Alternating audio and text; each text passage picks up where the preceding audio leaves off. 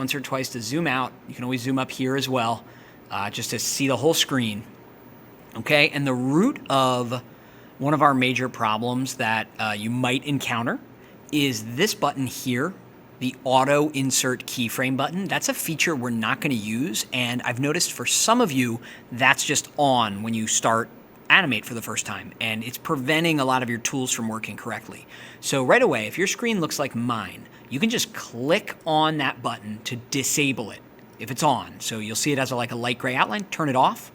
But you want your screen to match mine, and I'm in a different workspace than this, and the way you'll know is down here, instead of seeing all 4 of these buttons side by side, they'll be squished into one button with arrows on the left and right. And I would like you to switch to that same view. So go up to Window, and then go down to Workspaces, and then you want to switch from whatever you're on. I'm on Basic right now. Let's go to Essentials. That's the one that I'm always going to be on the board and in my demonstrations. And you'll see right away, it doesn't change much, but it changes this panel down here. And then what you want to do is click on this button here and make sure Auto Keyframe is off.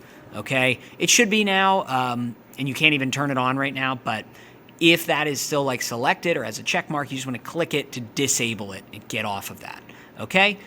So that is basic setup number 1, and the test would be to get the pen tool, make sure that down here you have object drawing on. See how right now it's off? I click it, it gets gray.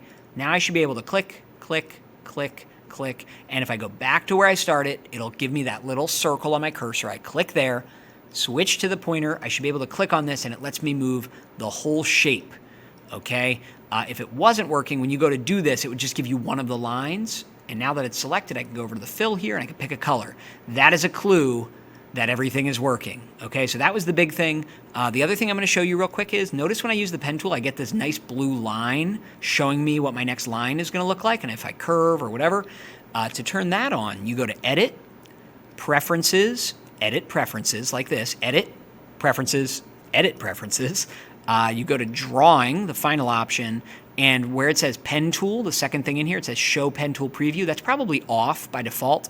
Turn it on, click OK, and then you get, again, these nice little previews of your lines. Without that, you know, you're just kind of like shooting in the dark there, not sure what your lines will look like. So those are some basic setup things that are going to make things work correctly.